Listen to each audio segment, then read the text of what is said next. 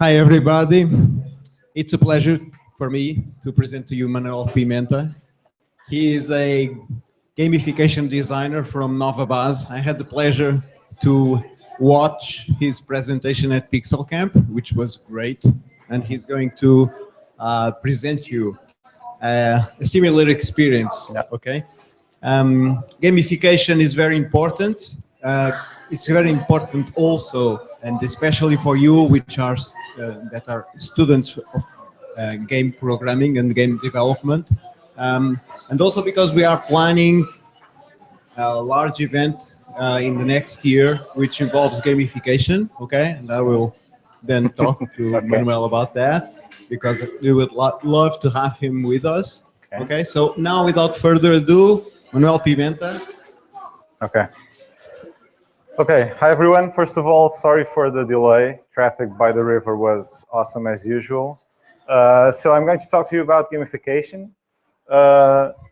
So first of all, this is me. I've been doing gamification since 2012. I was lucky enough to take some courses, have some certifications, do some workshops with some of the top gurus, which was awesome.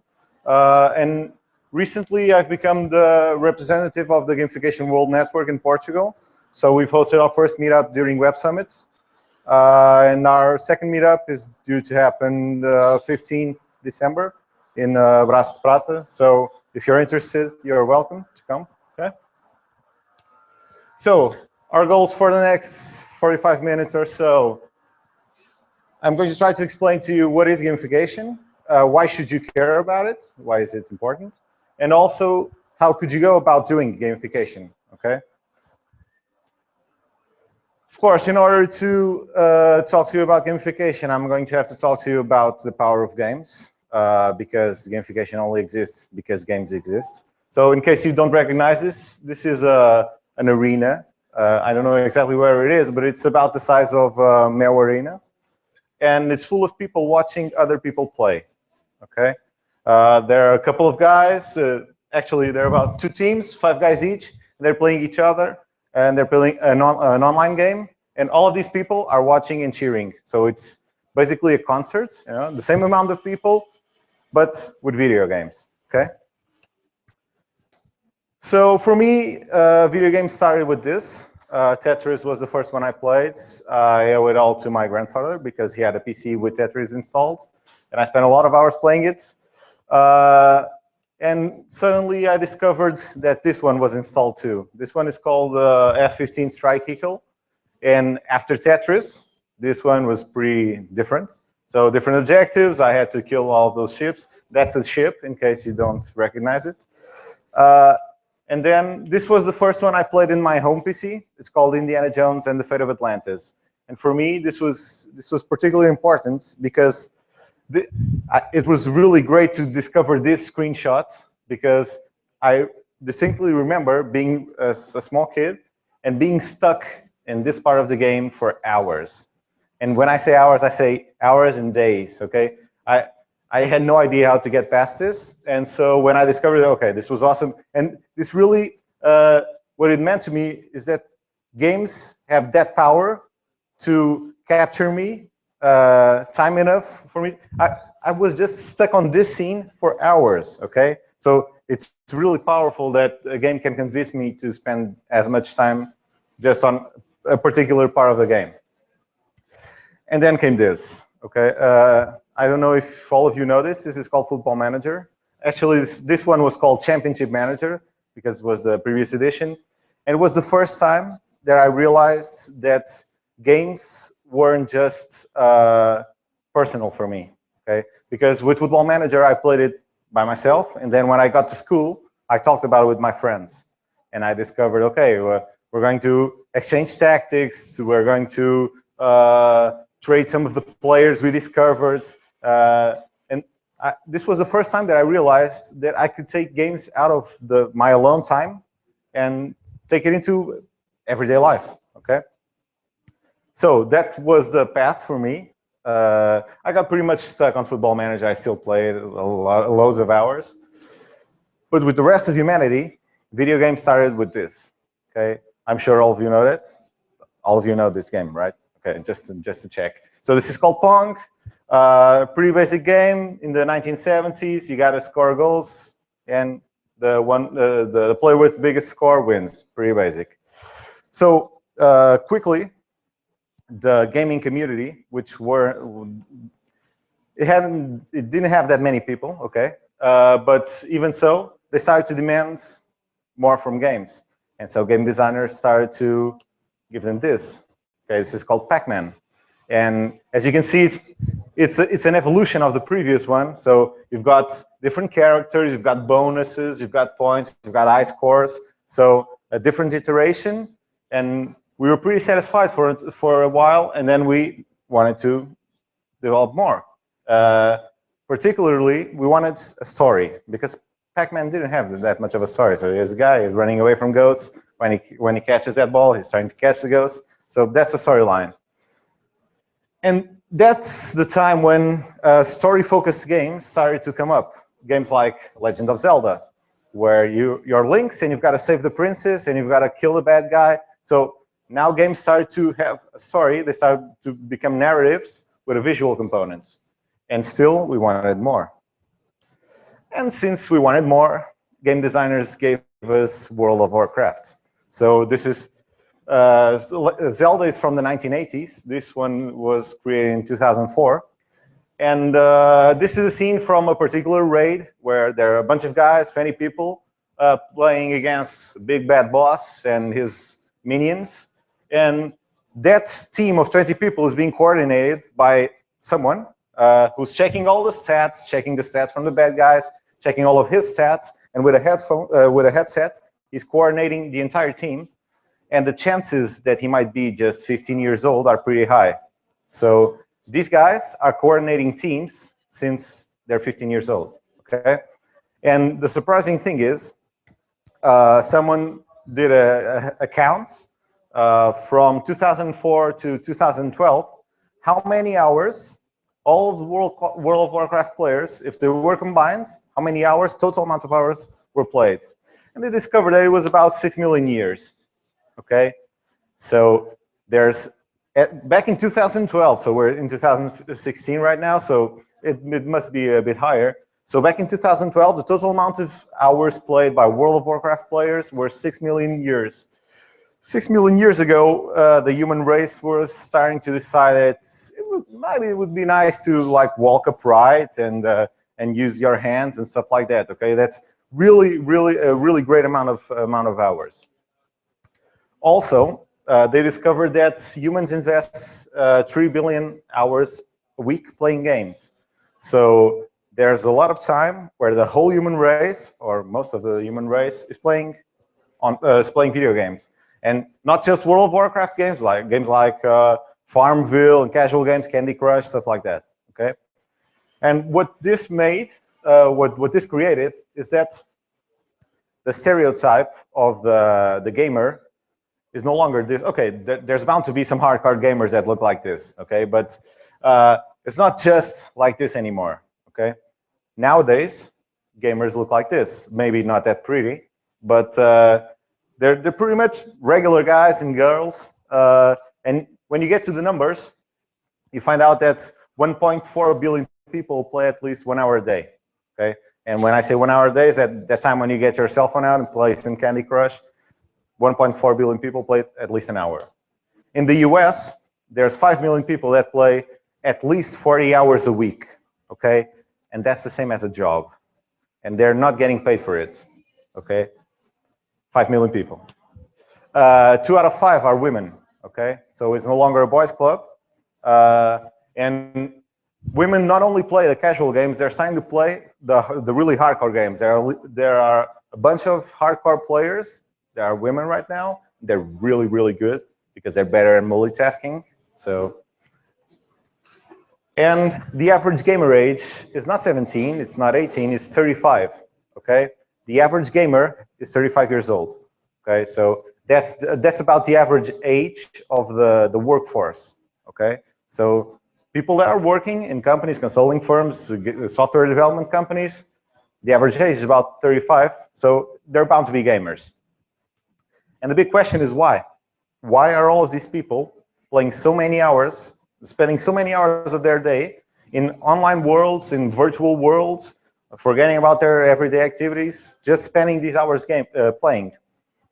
And the answer is simple. It's because reality as a game is pretty poorly designed, okay? And those 35 years old, people like me, I'm not 35, but I'm going there, they grew up playing these games. And when they get to college and when they get to work, when they start working, they start to discover that reality that they knew from games, that instant gratification, that sense of epic win, that feeling I'm powerful, I can beat the odds, I can work with my friends, and I can conquer everything. They're not getting that in everyday life. When they get to school, they only find out their grades at the end of the semester. When they get to work, they only know how well they behave and what are they going to earn one time a year. This is inconceivable for someone that grew up with games. Only getting feedback once a year, it's pretty weird. And so people are starting to decide, okay, maybe reality is not that fun, but games are fun, so I'm going back to games. And why? Because games create sensations like this. Okay, this is the face of something that Jane McGonigal, which is a pretty well-known game designer, something that she calls the face of an epic win. Okay, so this is a win so unsurmountable. So because he's not only happy, he's a bit surprised too. So he's not even comprehending how much of a win or how much of an epic win that is. Okay, and that's what gamification designers are trying to do, to try to bring that face into everyday life. Okay, so you found out the power of games, and I want to tell you a bit about how games make us grow, because it's not just about fun; it's also about what we can learn from games. And for me, this game is called Star Control 2. It's pretty underground, but for me, this was my first English teacher. Okay, because the game was it was a sci-fi game, and we were going across all the planets and trying to speak with all the aliens. And it was pretty much dialogue based. So in order to play the game, you had to understand what they were saying. So for me, I was learning English from Cartoon Network. Okay, so this was a step up, and I wanted to understand what they were saying. So I pretty much grabbed my mother. What are they saying? What are they saying? What's the alien saying? Okay, go away. No, come back. What is he saying now? Okay, and that's how I learned English. And this is how I learned geography. Okay, this one was called Where in the World is Carmen Sandiego? And you were part of a team that was chasing after an international thief called Carmen Sandiego. And you had to discover where was she. So you had these pictures and you had this information, and you had to discover, okay, this is the Kremlin, so she must be in Moscow. So with this game, I started to connect the monuments and the information with the places. And for me, it was I was pretty advanced in geography when I started school compared to my colleagues because of this game. And nowadays, I don't play this, but I found out that my Cub Scouts do. All of them play this. It's called Minecraft, of course. And a lot of schools have started to use Minecraft as a tool to teach spatial reasoning, okay? Because you've got to construct all these buildings, and you need to understand how the cubes overlap and how you can position them. So this has become a really important tool to teach spatial reasoning. And some schools in Portugal have started to use this too. And of course, for me, this was the first time that I realized that games can be really powerful. These are my Cub Scouts. I teach them every Saturday. I teach them about a lot of stuff. And I don't teach them in a lecture mode. I teach them with games. Okay? So we play games, they learn, they grow, and they grow into being developed kids. And when I became a Cub Scout leader, I realized, okay, this is really powerful. It's not just about video games. You can use it in everyday life. and you can really change behaviors and make people grow. Okay. And why do games make us grow? 5 things. Okay. Games make us think creatively. Okay. We want to. We're facing different challenges. We're overcoming obstacles, and sometimes we have to think how we're going to do it, and we have to think in a creative way.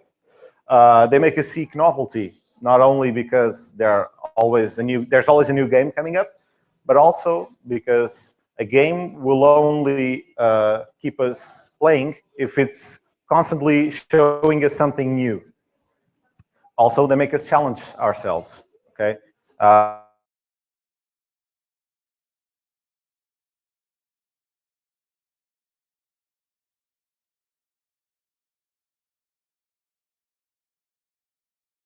It is for us. Okay.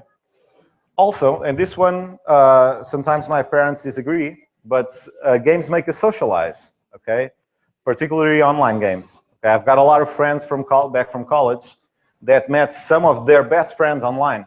I've got a friend that met his girlfriend online playing World of Warcraft. Okay, nowadays is Tinder. Back then was World of Warcraft. Okay, and finally, they make us do things the hard way. Okay, if there's a boss and we have to kill the boss, there might be some cheats, but most of the gamers will have to face it the hard way. So they teach us all of this, and there was a psychologist called Andrea Kuchevsky, and she investigates the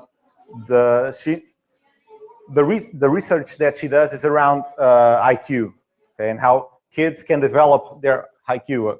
IQ is not a standard measure that you're stuck like that all of your life. And what she discovered, and was that these 5 things were the 5 things that could make you increase your fluid intelligence. And your fluid intelligence is your capability to solve problems and to solve new problems. So what she found out is that games basically make you smarter, okay? And they make you more capable of dealing with different challenges, okay? So you found out about the power of games, how games can make you grow. And now I need you, okay, normally this is a pretty important part. With you, it's not, I suspect that most of you are game designers or you want to be game designers. But I really need for you to get into the game designer mindset. So first of all, what is a game? Okay, a game, and you must know this, a game is a series of objectives, set of predefined rules, and a voluntary following of the rules. This is a pretty important part. Games are not mandatory. Games are voluntary. Okay, and this happens a lot with some of my clients when they ask for a gamification solution, and I'm trying to discover what type of employees they have or what type of clients will the solution have, and oh, don't worry about that. I'm going to force them to use it. And I always come back to this. No, it's got to be voluntary, because if it's not voluntary, it's not useful. It's not going to do the work. Another definition of what is a game is something called the magic circle, as defined by Johann Huizinga. He's a 19th century philosopher. And he defines a game as something that happens within this magic circle. So there's a magic circle outside, there's a real world. Inside the magic circle, there are choices, there are rules, you get feedback, there are different paths. Okay, all of this happens within a game. An example of that is this. This is a football field. Okay, inside the football field, it's not a circle, it's a rectangle, but the metaphor is there. Inside the football field, if you tell someone to score a goal, if you were outside, someone told you, oh, you need to take that ball and put it in the net. You take the ball, run, put it in the net. You need to stop that guy from putting the ball in the net. You punch him in the face. Okay, but inside that magic circle, there are a set of rules that you've got to respect. That's the offside, there you've got to pass, you can only use your foot or your chest or your knees or your head. And you score a goal by putting it into the net. You've got 90 minutes. All of these rules are valid, and they make the game the experience that it is. And so I had a quick exercise for you. I don't know if you have something to write on. Do you have something to write on? Just a quick exercise just to get you into the mindset. Okay. So, do you know this game? Does everybody know this game? I hope so. Unless you've been living in a cave. Okay. This is tic-tac-toe. So, just to get some interaction, what are the basic rules of tic-tac-toe? Can someone tell me? How many players are there? 2 players. So what's the goal of the game?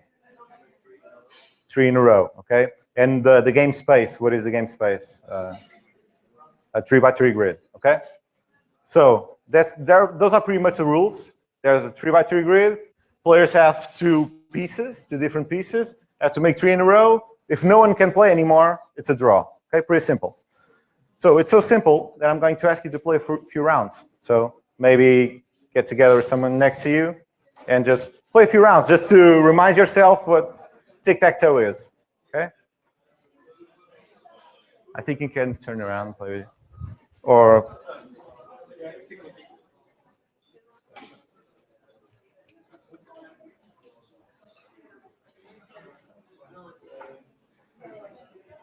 want to play with him? No?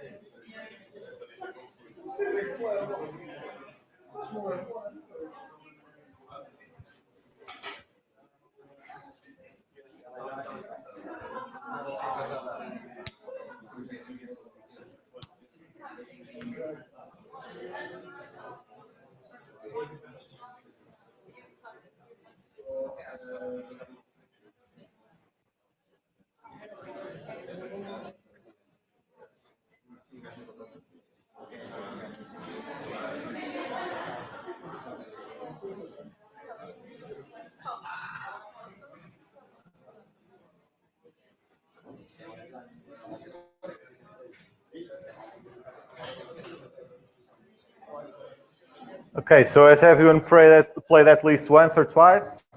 Yeah? Okay. So now that you've remembered how to play, how many of you ended up with draws? Okay, 3 draws. Okay. If I'd let you play for some time, most of you would end up just drawing every time. Okay. And the question is, why does it always or almost always end in a draw? Okay. The answer is pretty simple. It's because you're not kids anymore. Okay. If you were kids, there were bound to be less draws. And the thing is that the game is so simple that because you're adults, for you, it's pretty simple to handle the rules and at least not lose.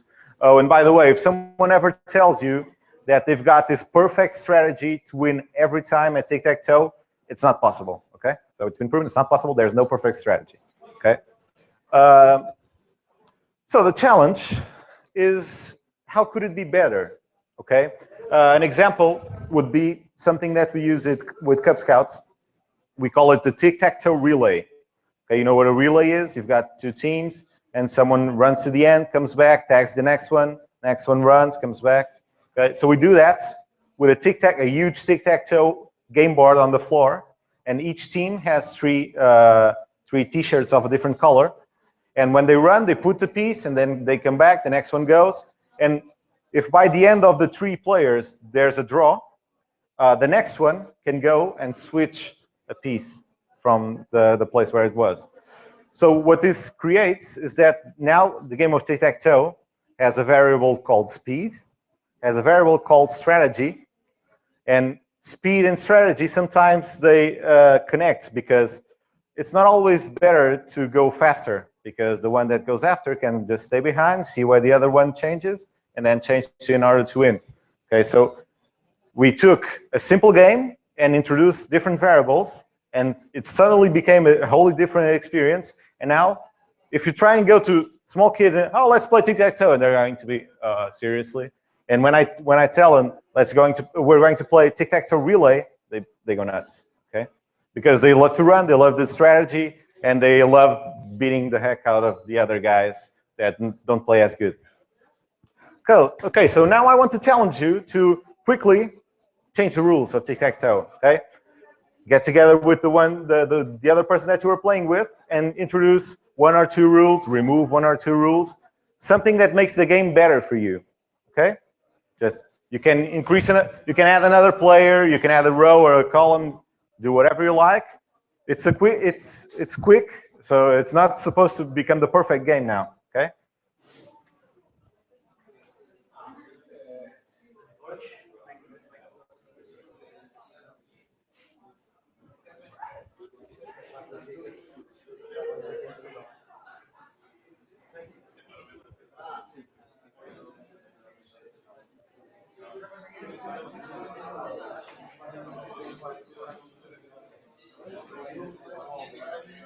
Oh, and when you add the rules, you need to play it in order to test it, okay?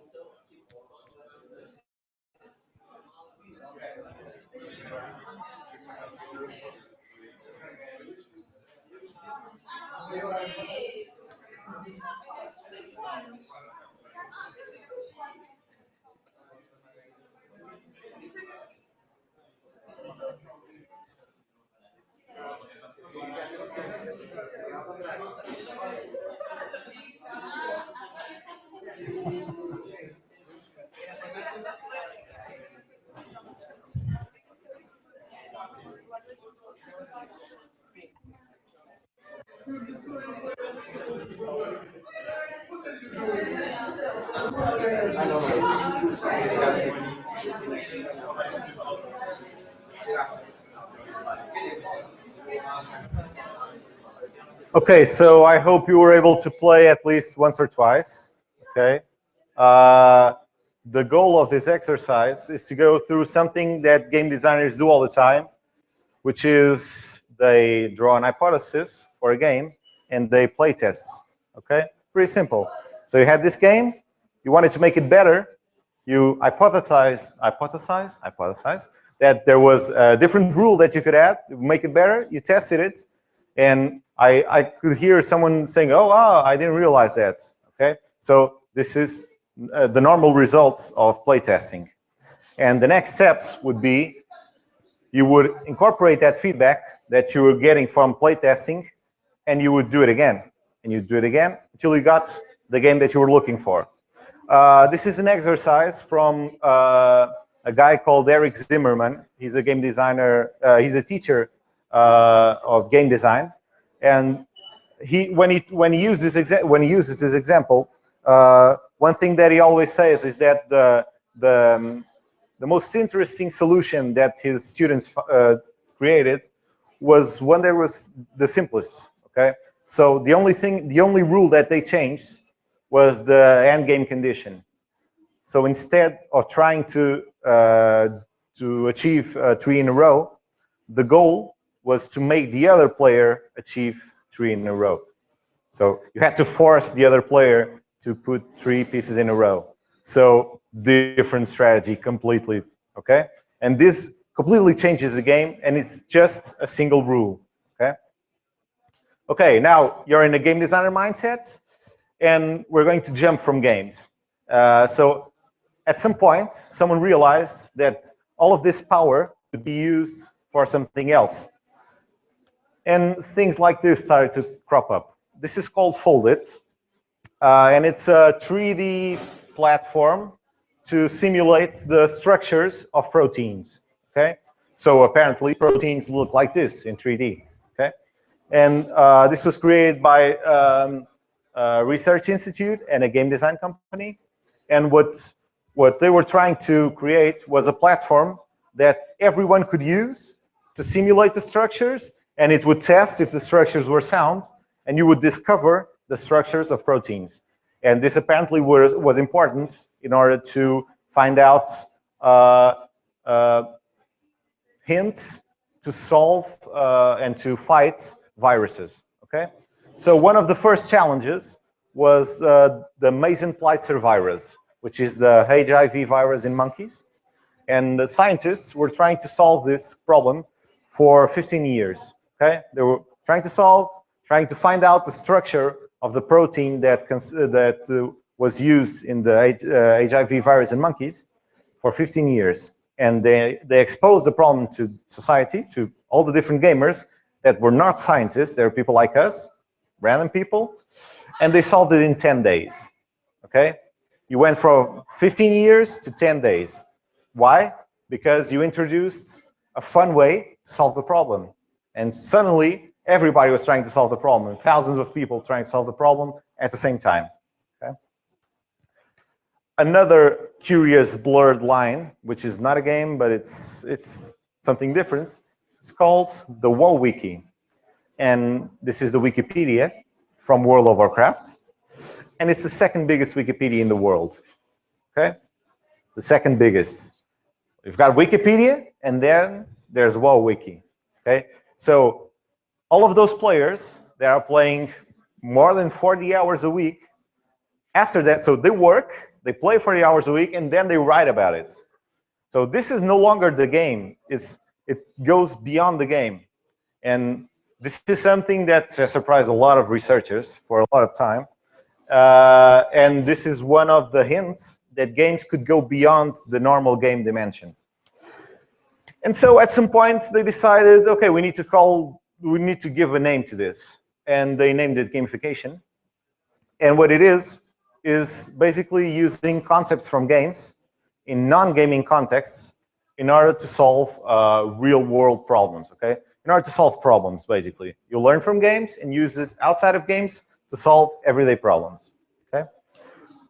What this entails is that you need human-centric design, of course. When you're trying to design a game, you design it for the players, so you need to focus on humans. You use game mechanics and game design techniques, and finally, you use some awesome behavioral science. And that's where it gets different from games, okay? Because in games, you're trying to hook the gamer, but you're not necessarily trying to change their behavior, okay? And with gamification, you're trying to change behaviors. You're trying to convince people to do something that they weren't going to do without this incentive, okay? And for me, particularly, the end game is not only the business objectives, because that's another thing with gamification. The first thing that I ask when someone says, oh, I need to gamify this, and it's pretty common to, I need to gamify it. Why? I don't know. I need to gamify it because it's fun. And the first thing I ask is, well, what are the business objectives? And that's always a stage where people go like, well, I don't know that. Let's discover, okay? But for me, the end game is this. For me, the great power that gamification has is that it can use games to create these four sensations, emotions, okay? Games give us a sense of relatedness when we're playing with other people, when we're playing the same game that others have played before. Games give us autonomy, okay? We can choose, we make decisions in a game. We create our characters, we choose what they're going to do, if they're going to be dark side or light side. We always make decisions in games. We achieve mastery, okay? In case you don't know, there's a guy called Malcolm Gladwell, and he says that if you work at something for more than 10,000 hours, you become an expert, you become a master. So remember all these hours that those guys were playing, they're masters at something. We don't know yet what exactly, but they're masters. And finally, games give us a sense of purpose, okay? They give us a mission. We're supposed to kill the bad guy. We're supposed to save the princess. There's always a princess to save. I don't know why. but we're supposed to do this, and they give us this mission. And so personally, as a gamification designer, for me, what I want to bring into everyday life is these 4 things, okay? An example of gamification, so you can imagine what the power is. So this is called Speed Camera Lottery, and this was created as a result of a challenge created by Volkswagen, and they challenged everybody to solve everyday problems in a fun way. That's about it. That's the statement of the problem was solve everyday problems in a fun way. So this guy, what the problem was that in certain areas of Stockholm, the average speed was pretty high, okay? And it's dangerous, okay? Living in Lisbon, we know that, but apparently for them it was a problem. For us, it's a challenge. For them, it was a problem. Okay, so what this guy created was a special speed radar. When you overcame the speed limits, you got fined, okay? There was this picture of your license plate and you got fined. But when you kept with the speed limits, the radar also took a picture of your license plate, and then you received a letter at home telling you that congratulations, oh my God, you're awesome, and you're automatically enrolled in a lottery to win the money of the guys that are paying the fines. Okay, so guys pay fines, it goes into a big bag, and you can win the lottery just because you keep with the speed limits. And what this did was that it lowered the average speed in 20%. Okay, just over the course of a few weeks, a couple of months. Okay, just a simple radar and a simple lottery. And it's fun because you got the letter and said, oh my God, you're awesome, and congratulations, and it had a lot of lights and it blinked and so forth. But the thing with gamification, and that's why it's become such a big deal, is that it's not just fun, it's profitable, okay? So the guys from Air Canada, they created a miles program. So we've got the normal miles programs with a lot of air companies, but they really tweaked the program and then created all these fun badges and all these fun missions to achieve. And in their first year, they achieved a 560% return on investment. So this is basically an increase in $26 million in revenue. Canadian dollars, but dollars nonetheless, okay? So in the second year, when everybody, oh no, it's not possible, 500% of return on investment. And every year, they tweak the platform, they increase, just like if it was a game. So if you play World of Warcraft, there are always new patches, new releases coming up. They did the same with this. And in that third year, almost 900% of return on investment. This is huge, okay? And when people started to realize this, gamification started to get a different attention because money matters, okay? Okay, so now the question is, how do they do this? Okay, how do we game designers work? We do this at Pixels Camp. I'm going to use a Murloc to help me. If you don't play World of Warcraft, this guy is always there.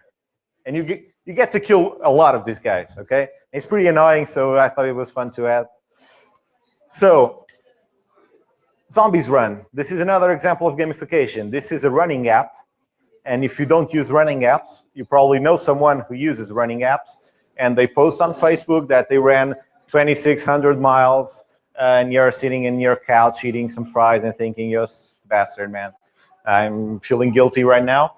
So what they did with Zombies Run is that they created a narrative around the experience of running. So now you're not just running, you are saving humanity. Because zombies attacked, they always attack, I don't know why. But you're part of the ones that survive, and you need to go outside and collect fuel and collect supplies. And every time you go running, you put your headphones, start to run, and the narrator is, oh, you hear the birds, and you got this mission, you got to save mankind. Oh, here comes the zombies.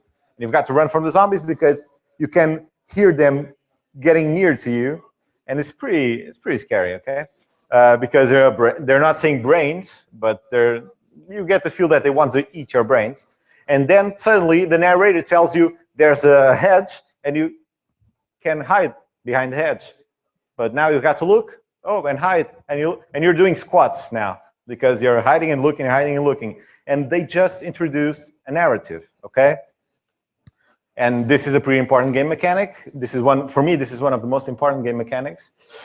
And this is something that has been used previously in games like Diablo, okay? If you haven't played Diablo, this guy is called Deckard Cain, and he's the narrator, and you're always listening to Deckard Cain. He's always talking, oh, you've got this mission. He's got this really deep voice, okay? So narrative can really affect how you behave. Another good example is Code on the Road by Uber. They do this in the US, in cities that have more tech jobs, a higher density of tech jobs. And what happens is that when you're riding in your Uber, there's a pop-up in the application that pitches you a challenge. So you've got to hack your way out of this. It's not hacking, it's normal programming or solving an algorithm, but they call it hacking because it's sexier. And you've got a time limit, okay? You've got a time limit to solve this challenge, and they use this to recruit, okay? Because if you solve the challenge in under the time limit, afterwards you get an email from Uber saying, oh, we want to interview you because you solved the challenge. You might be a good programmer, okay? So what they did was that they introduced a countdown timer, because if you didn't have the timer, you wouldn't feel the pressure to solve the exercise, and you wouldn't be considered such a good candidate.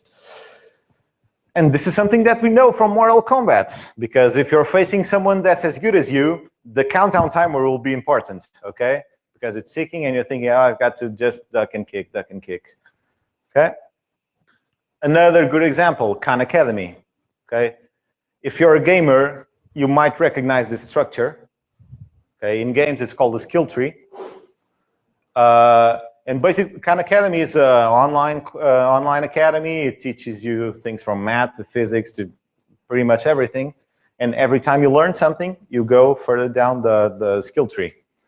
So basically, what is happening is that you have specific milestones that you're achieving, and you're getting motivated to achieve the next milestone and the next milestone and the next milestone.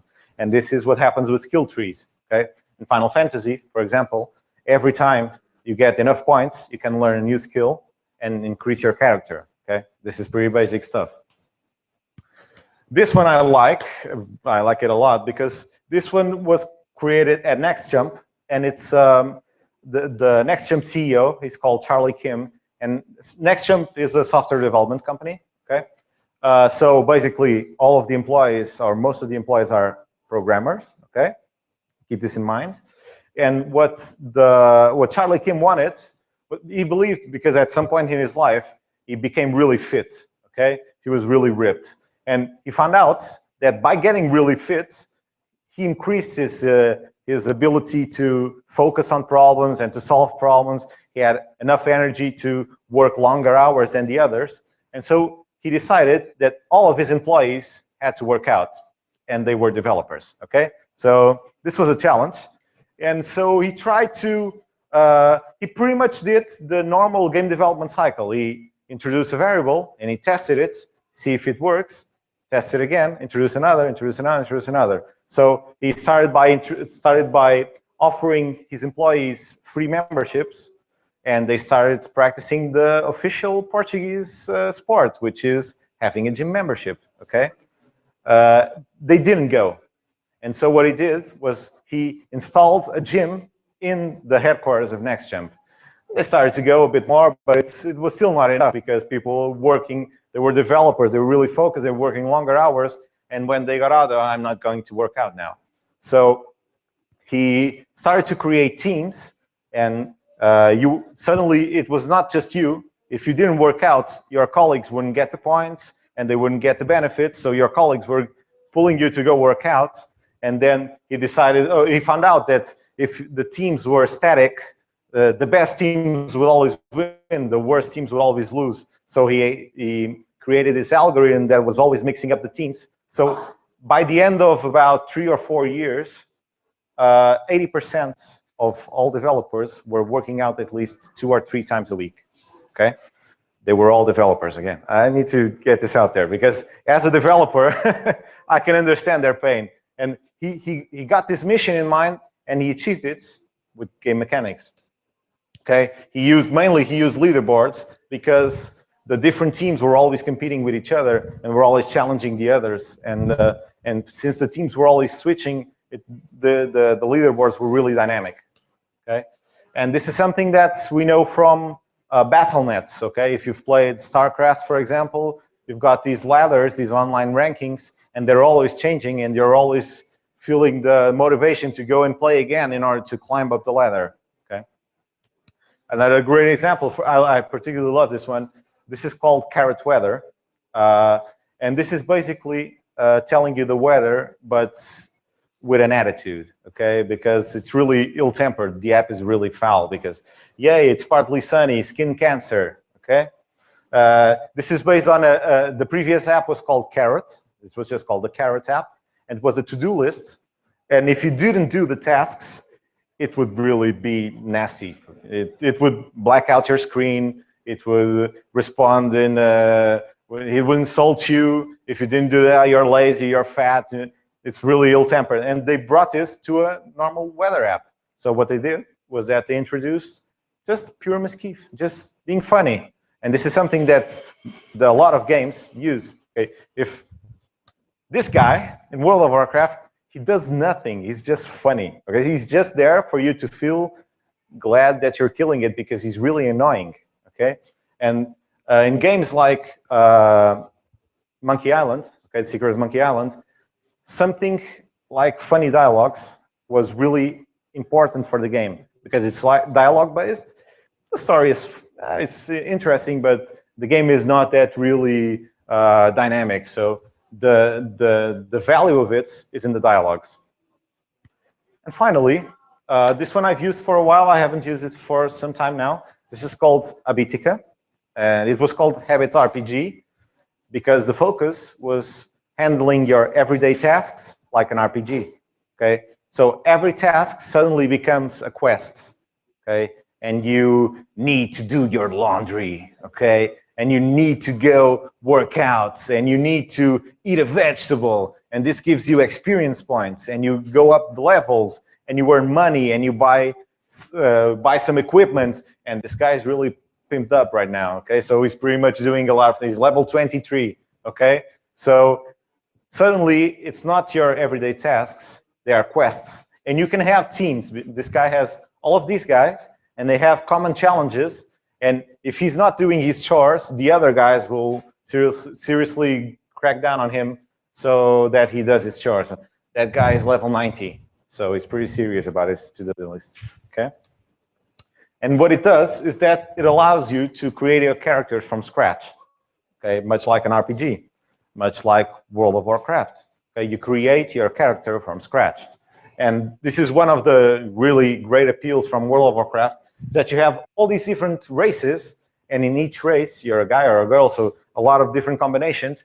For me, it was always a Tauren warrior. I don't know, because the guy's really big, and I really just played it to kill people. But for a lot of people, it was about creating different characters and exploring the different variables. Okay, so all of these examples, all of these different things that gamification can do and different ways that you can use game mechanics to change behaviors.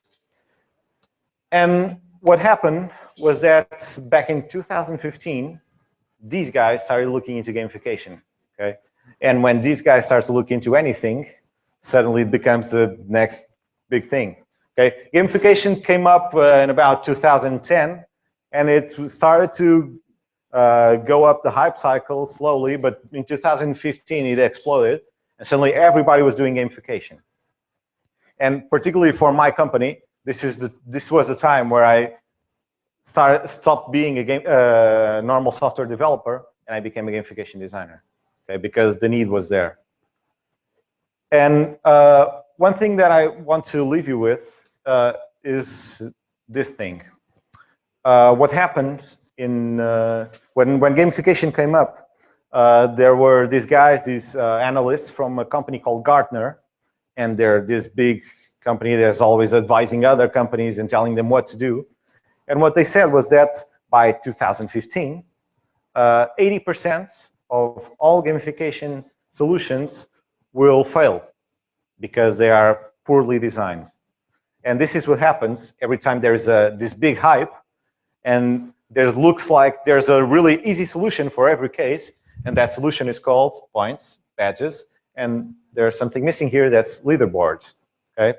So what happened in 2015 was that most of the solutions, most of the gamification solutions, were just points, badges, and leaderboards. They weren't creating awesome experiences. They weren't using all of the game mechanics. If you've had some lessons in game design, you know that points, badges, and leaderboards are not the only things that exist, okay? There's a lot of things that you can use to create better experiences.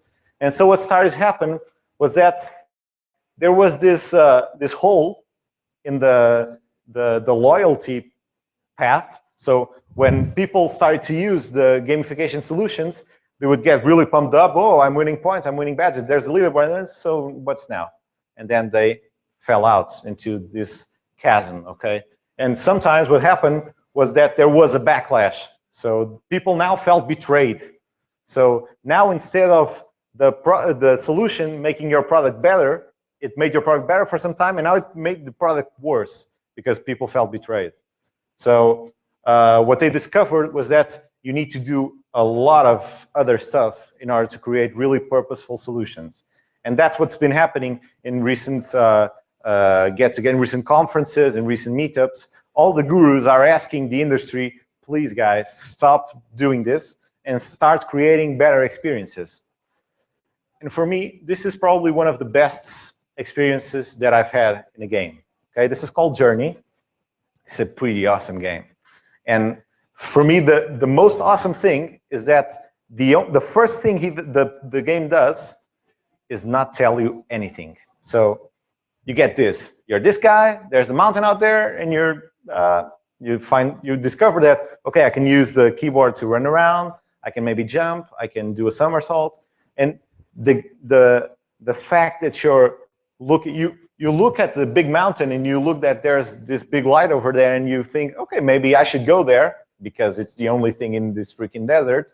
So you go towards the light and you start to discover the many abilities that you have, and you start to understand the reason why you're going there.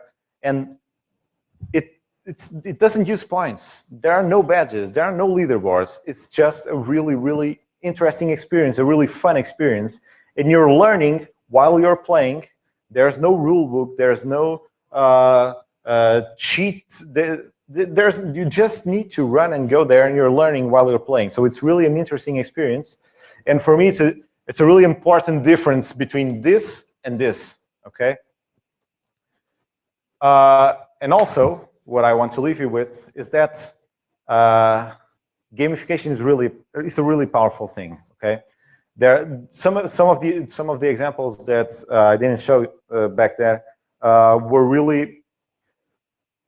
There's this example for example that's called Recycle Bank, and it's a gamification platform that's trying to get you to recycle, and they use all of these simple mechanics, and they really got thousands of people to start to change their behaviors and start recycling, okay? And even if you just use points, badges, and leaderboards, it could be really addictive. So what I want to say with this is that games are really powerful, and gamification is bringing games into your life. So it's even more powerful. But you need to understand that with this power comes a responsibility to not create bad experiences, not make them do bad stuff, not creating online casinos, for example, and ruining people's lives, okay? So this is something that for the gamification design community is really important, is that you understand that with this power, you need to create good experiences. Okay, so some main takeaways. Always try to create fun experiences, okay? This is the goal. There are a lot of frameworks to create gamification solutions, and most of them, the final step is always don't forget the fun. If you took out all the points and all the rewards, would it still be a fun experience? And that's the main aspect that you need to keep in mind. Don't limit yourself to just points, badges, and leaderboards. And of course, each case is special. Focus on the people. So this is an interesting aspect, because when you create a game, you've got this idea, and you think, I'm going to create this game. And maybe it will be fun. Maybe there are a lot of people will play it. Maybe not. If you're a AAA game designing firm, you probably need to understand if the game is going to get people addicted. But you're just trying to represent an idea, like a movie or a work of art. But with gamification, you've got specific objectives. So you really need to understand what different users you are going to face, okay? So if you're creating something for kids, you need for it to be kid-friendly. It's not the same if you were going to design it for adults or for seniors, okay? So you need to understand if they're game developers, if they're laymen, if they don't get technology, if they just use paper, or if they're addicted to smartphones, if they're boomers, if they're millennials. You need to get all of this inside of your head and then consider that when you're designing the solution. So finally, if you want to, this is the slide that you can photograph, okay? Because there's a lot to read, but it's important just if you want to learn more about it. So there are a lot of online courses about gamification. A lot of them are MOOCs. This one, Coursera, I did the 3 of them, but this one is for me, is the best one because it's 6 weeks long, I think 6 or 8 weeks long, and the teacher is really, really good, okay? So there are some books about it because gamification is not just game design techniques. You need to understand motivation. You need to understand behavioral science. So there are a lot of things that you need to understand. And for me, that one, Reality is Broken from Jane McGonigal, was the most important in order to get the mission. Because for her, she's not a gamification designer, she's a game designer. And for her, games change the world. Games change people, games change behaviors. And so she has this mission that she's going to change the world by designing games, okay? So for me, this was really important because, I have that mission too. So it was important to see that it was out there. Also, there's this Facebook group called the Gamification Hub. All the gurus hang out there. You can really talk with them and share experience and ask for advice. They're really open. That's one of the great things about gamification is that the community is really tight and people talk to each other. And also, there's the second Gamification World Meetups, Portugal. 15th December, it's in Braço de Prata. There will be a Facebook event, so you can look for it. I'm going to talk about the Gamification World Congress and what we did at Web Summit, because we did a workshop there and the first meetup. And also, there will be another gamification designer called Rui Cordeiro, and he worked at small places like Blizzard and Gamelofts and THQ, small places, you know, for 20 years. He worked over all of these companies. So he's going to talk about what he's doing right now with gamification. And we're going to have some more practical exercises. So it's just to try out different frameworks and try to understand what gamification can do. And so I want to leave you with a final mission. This girl is called Jane McGonigal, the one that I was talking to you about. And she's the one that says that humans are playing 3 billion hours a week, okay? And what she says is that in order to change the world, we need to play 21 billion hours a week, okay? Because seeing as she believes that games can change the world, she thinks that if we go from this to this, we're getting pretty close to changing the world, okay? But what we in the gamification community think is that if these guys are playing and we can bring all of that into everyday life, we can really change the world. Because it's not just games, it's everything you're getting all that power into your everyday life. And for us, it could really make everyday life really more awesome, okay? So I'm going to leave you with a mission. You can take it home, you can do whatever you want with it. And the mission is change your world with gamification, okay? Pretty simple. So it's not the world, it's just your world. So you need to find a really good problem. And it's better if it is an engagement problem. So because gamification doesn't fix a bad product, if it's a bad social network, you can't just gamify it and make it better. So it needs to be it needs to be an engagement problem. Okay? It needs to be something that you're not, if something like doing your chores that you're not, I don't feel like it, something that's not motivating you. So that's the type of problem that you need.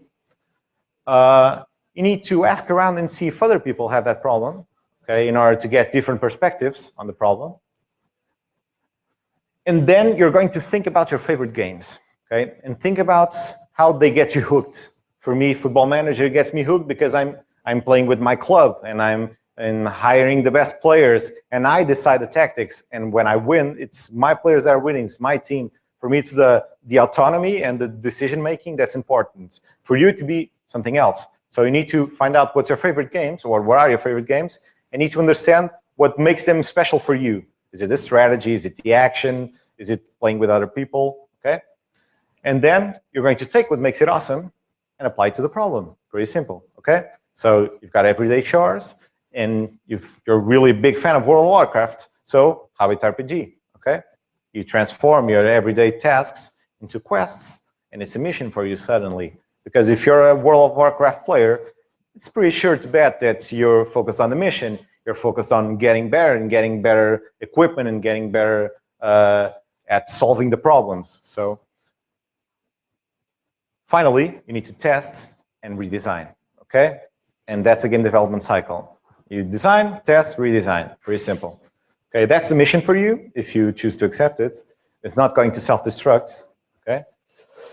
And that's what I had to tell you, okay? Thank you very much. And if you want to ask me something down the line, you can email me or you can ask for my contact with Manuel, okay? Thank you.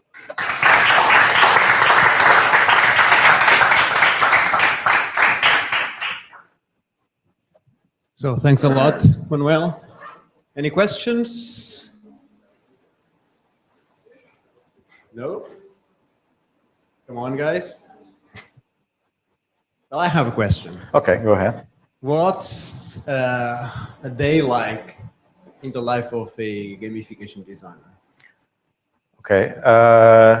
Well, it's part being an evangelist because we're still at the stage that we're trying to convince people that gamification is a good thing, and especially in business because I work at Novabas and we're a big IT consultancy firm, and we're always dealing with big clients and big customers, and most of the times I need to explain to them why they need to invest in this, and they're really risk averse. So it's not always easy to convince them.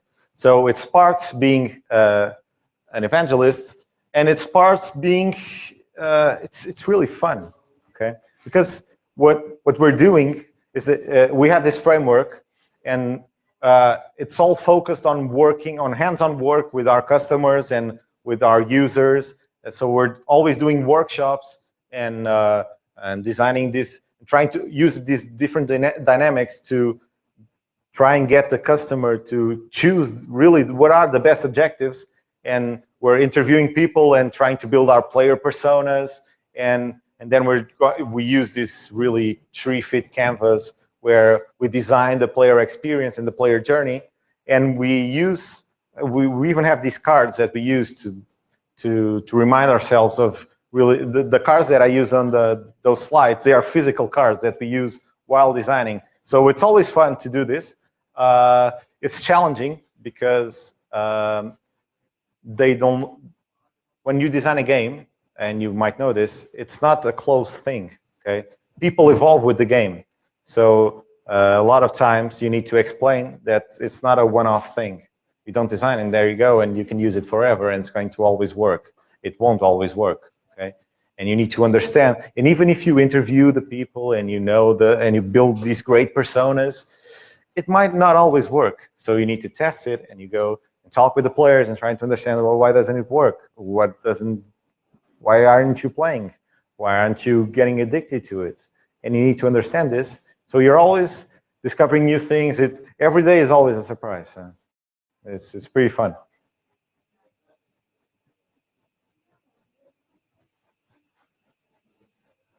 So you say that the Novabas has a framework? Yeah, we have a framework that what we did was we looked, because there are a lot of people looking into gamification for some time now, and there's a lot of different frameworks. And what we did was that we were already using design thinking for 5 years now, 5 or 6 years now. So we were really into the design thinking process. So what we needed to understand was how would we fit gamification in the design thinking process. So we created our own framework that's different parts of different frameworks. So we really wanted to make it our own, to make it tailored to how we already did our work. And it's pretty straightforward. So you define the objectives, you build the personas, you define the behaviors you want them to create, and you define the overall experience, and then you design the player journey. Okay, and each player journey has the discovery stage, the onboarding stage, the scaffolding, and the end game. So for each stage, different mechanics are important. So when you're in the discovery stage, you want to get them hooked. Onboarding stage, you need them to learn the game rules. Scaffolding is where the magic happens, so everything happens in scaffolding. And endgame is where they go beyond the normal experience. So if you're World of Warcraft players, the endgame would be when you've beaten all the bosses, and now what you're doing is that you're a shoemaker in World of Warcraft, because they have professions now. So you have a job, and you're playing World of Warcraft, and you have a job in World of Warcraft. So you're building, you're creating swords, you're creating armors in a game. So it's beyond the gaming experience, and that's the end game stage. That's how you get them to always be playing. And that's why World of Warcraft was created in 2004, and it still has millions of players, because they really worked out the end game stage. Why? Because they were always asking the people, always asking the players, what do you want? How can it be better? And they tested it, they redesigned it. They really respect the game design cycle. And I can suggest a question. Something that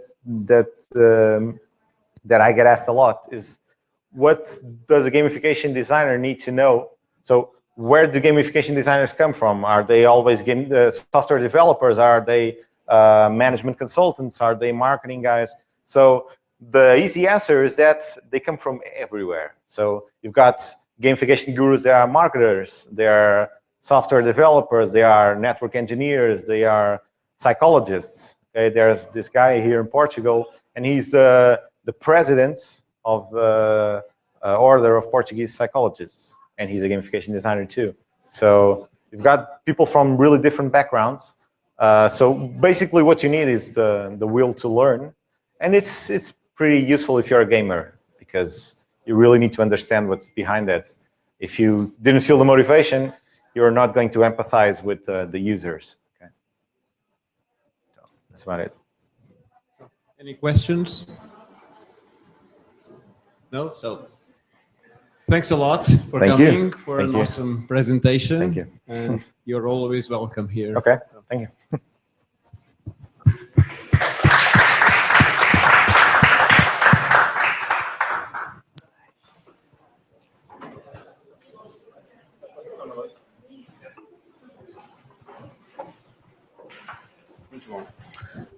Yeah.